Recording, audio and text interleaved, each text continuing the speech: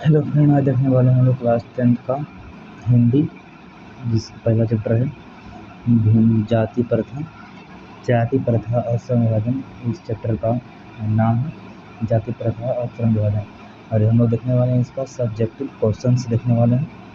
पहला हम लोग जो क्वेश्चन होता है हम लोग के पास, श्रम विभाजन और जाति प्रथा पर निबंध लिखें। ये कई बार बोर्ड एग्जाम पूछा जाता है कि श्रम विभाजन और जाति प्रथा पर एक निबंध लिखें। तो क्या लिख सकते हैं हम लोग? श्रम विभाजन और जाति प्रथा निबंध के रचनाकार संविधान के निर्माता एवं गरीबों का मसीहा डॉक्टर भीमराव अम्बेडकर जी हैं। श्रम विभाजन और जाति प्रथा निबंध के रचनाकार संविधान के निर्माता, मतलब संविधान के निर्माण जो किए हैं, एवं गरीबों का मसीहा डॉक्टर भीमराव अम्बेडकर जी हैं। इन्होंने इस निबंध के माध्यम से समाज में फैली हुई बुराइयों को मिटाने का काम किया है। इसमें भीमराव अम्बेडकर जी जिस विडंबना की बात करते हैं, मतलब इस निबंध में भीमराव अम्बेडकर जी एक विडंबना की बात करते हैं, और वह एक जातिवाद का पोषक है। वो जातिवाद का एक पोषक है। आज के वर्तमान समय में शिक्षित या पढ़े लिखे लोग भी जात पात छुआछूत की भावना रखते हैं, भेदभावना रखते हैं। कुछ लोग जाति प्रथा को श्रम विभाजन का दूसरा रूप मानते हैं। जो बिल्कुल गलत है। अगर जाति प्रथा श्रम विभाजन है तो यदि जाति प्रथा श्रम विभाजन है तो लोग ऊंच नीच गरीब अमीर की बात क्यों करते हैं? यदि जाति प्रथा श्रम विभाजन है तो लोग ऊंच नीच और गरीब अमीर की बात क्यों करते हैं? जाति प्रथा जन्म पर आधारित है। जाति प्रथा जन्म पर आधारित होती है जिसमें मानव का जिस जाति में जन्म होता है और वह अपने माता पिता पेशे के अनुसार काम करता है, चाहे उसमें उसे रुचि या लगन हो या ना हो। मतलब जाति प्रथा जन्म पर आधारित होता है, और जाति प्रथा में जिस व्यक्ति का जिस जाति में जन्म होता है वह अपने माता पिता के पेशे के समान कार्य करता है। मतलब उसका माता पिता जो कार्य करते आ रहा है उसका जो संतान है और वही काम करेगा, चाहे उसे उसमें रुचि काम करने में मन लगे या ना लगे, वो हमेशा के लिए उसी पेशे में बंध जाता है। जबकि श्रम विभाजन योग्यता एवं कार्यकुशलता पर आधारित है। जिसमें मानव अपने मनपसंद का कार्य करता है। श्रम विभाजन में मानव जो होता है इसमें अपने मनपसंद का कार्य करता है। अतः इससे साबित होता है कि जाति प्रथा श्रम विभाजन का दूसरा रूप नहीं है, क्योंकि जाति प्रथा जन्म पर आधारित होती है और श्रम विभाजन जो होता है वह कार्यकुशलता के आधार पर होती है। इसलिए जाति प्रथा श्रम विभाजन का दूसरा रूप नहीं हो सकता है। और देखेंगे यहाँ से क्वेश्चन नंबर दूसरा, लेखक डॉक्टर भीमराव अम्बेडकर किस विडंबना की बात करते हैं? विडंबना का स्वरूप क्या है? डॉक्टर भीमराव अम्बेडकर जिस विडंबना की बात करते हैं वह एक जातिवाद का पोषक है। डॉक्टर भीमराव अम्बेडकर जिस विडंबना की बात करते हैं वह एक जातिवाद का पोषक है। भारत में कई ऐसे गांव हैं जहां के लोग शिक्षित या पढ़े लिखे होकर भी जात पात छुआछूत की भावना रखते हैं। मतलब जात पात छुआछूत की भेद भावना अपने मन में रखते हैं। विडंबना का स्वरूप कार्यकुशलता के आधार पर श्रम विभाजन होना चाहिए। मतलब विडंबना का जो स्वरूप है वो कार्यकुशलता के आधार पर श्रम विभाजन होना चाहिए, ना कि जाति प्रथा के आधार पर। चूँकि श्रम विभाजन जाति प्रथा का दूसरा रूप है। चूँकि श्रम विभाजन जो होता है वह जाति प्रथा का दूसरा रूप है। तीसरा नंबर क्या है? जातिवाद के पोषक उसके पक्ष में क्या तर्क देते हैं? मतलब जातिवाद के जो पोषक उसके पक्ष में क्या तर्क देते हैं, क्या सुझाव देते हैं? तो आंसर क्या होगा? जातिवाद के पक्ष में महान संविधान के जनक विद्वान और गरीबों का मसीहा डॉक्टर भीमराव अम्बेडकर जी के द्वारा यह तर्क दिया जाता है कि कार्यकुशलता के आधार पर श्रम विभाजन होना चाहिए। डॉक्टर भीमराव अम्बेडकर जी कहते हैं कि श्रम विभाजन जो होता है, श्रम विभाजन वह कार्यकुशलता के आधार पर श्रम विभाजन होना चाहिए, जिसमें व्यक्ति जो होता है अपने मनपसंद का काम करना चाहेगा। क्योंकि श्रम विभाजन जो होता है जाति प्रथा का दूसरा रूप है। जाति प्रथा श्रम विभाजन का दूसरा रूप नहीं है, लेकिन श्रम विभाजन जाति प्रथा का दूसरा रूप है। इससे कोई बुराई नहीं है।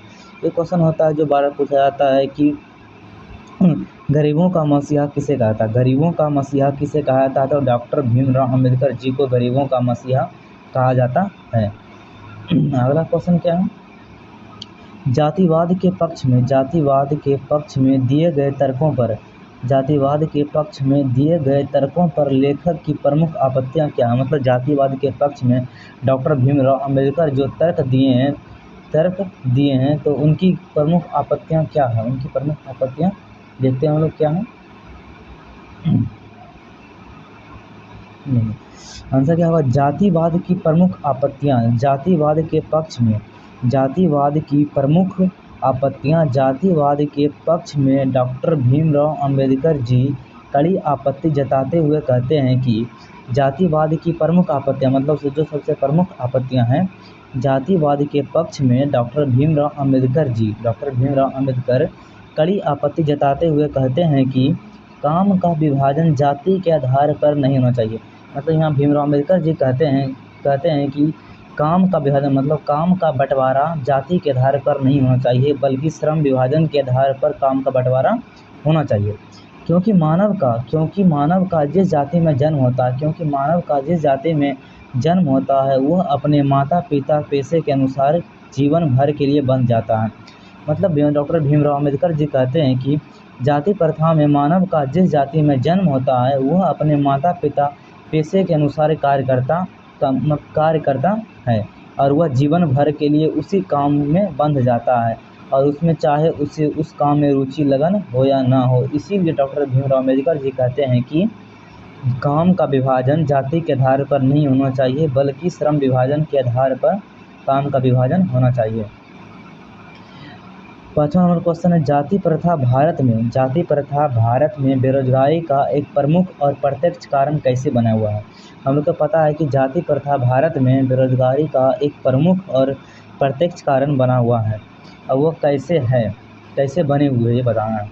देखिए आंसर क्या होगा? जाति प्रथा भारत में बेरोजगारी का एक प्रमुख प्रत्यक्ष कारण माना जाता है। जाति प्रथा भारत में बेरोजगारी का एक प्रमुख और प्रत्यक्ष कारण माना जाता है। चूँकि मानव का जिस जाति में जन्म होता है वह अपने माता पिता पेशे के अनुसार जीवन भर के लिए उसी काम में बंध जाता है। ठीक है, जाति प्रथा भारत में बेरोजगारी का एक प्रमुख और प्रत्यक्ष कारण माना जाता है। क्योंकि मानव का जिस जाति में जन्म होता है वह अपने माता पिता पेशे के अनुसार जीवन भर के लिए उसी काम में बंध जाता है। वह मनपसंद कार्य करना चाहता है, मतलब वह व्यक्ति जो होता है वह अपने मनपसंद का कार्य करना चाहता है लेकिन नहीं कर पाता, जिससे अपने समाज और देश का विकास नहीं कर पाता, जिससे वह अपने देश और समाज का विकास नहीं कर पाता है। वर्तमान समय में कल कारखाना का विस्तार हो रहा है। मतलब अभी के समय में कल कारखाना का मतलब विस्तार मतलब बढ़ रहा है, कारखानों की संख्या बढ़ रही है। अर्थात समय के परिवर्तन के साथ मतलब समय के बदलने के साथ अगर अपने पेशे को नहीं बदलता है तो उसे भूखा मरना पड़ेगा। हिंदू धर्म में जाति प्रथा के तहत पेशा बदलने की अनुमति नहीं होती। मतलब हिंदू धर्म में जाति बदलने की अनुमति नहीं दी जाती है। जिस जाति का है वह उसी जाति में रहेगा। हिंदू धर्म में जाति बदलने की अनुमति नहीं दिया जाता है।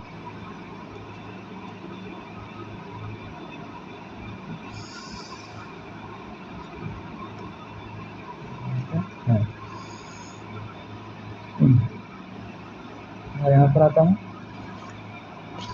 6वां नंबर क्वेश्चन। सच्चे लोकतंत्र की स्थापना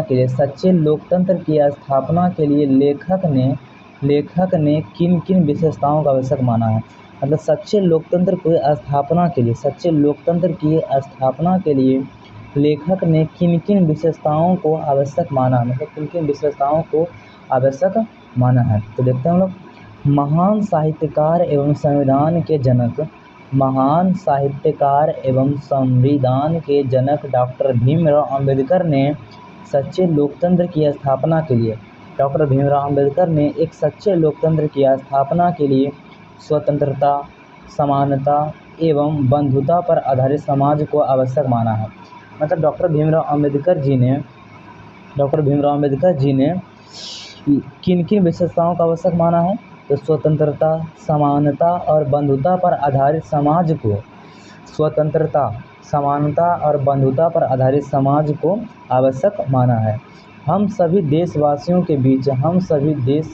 मतलब देश में रहने वाले सभी नागरिकों को देशवासी कहा जाता है। हम सभी देशवासियों के बीच भाईचारे का संबंध होना चाहिए। किसी भी प्रकार का जात पात, छुआछूत की भेदभावना मन में नहीं होनी चाहिए। तभी हम एक अच्छे समाज का निर्माण कर सकेंगे। इसको अपनाने से देश की अखंडता और एकता मजबूत हो जाती है। क्या हो जाती है? मतलब डॉक्टर भीमराव अंबेडकर जी कहते हैं कि हम सभी देशवासियों को एक साथ में रहना चाहिए और किसी के मन में जात पात, छुआछूत की भेदभावना मन में नहीं होनी चाहिए। तभी हम एक अच्छे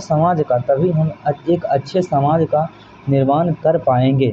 इसे अपनाने से देश की अखंडता और एकता मजबूत हो जाती है और देश शक्तिशाली हो जाता है। अब अगला क्वेश्चन क्या है? अगला क्वेश्चन है, जाति प्रथा को स्वाभाविक विभाजन क्यों नहीं माना जाता है। जाति प्रथा को स्वाभाविक विभाजन क्यों नहीं माना जाता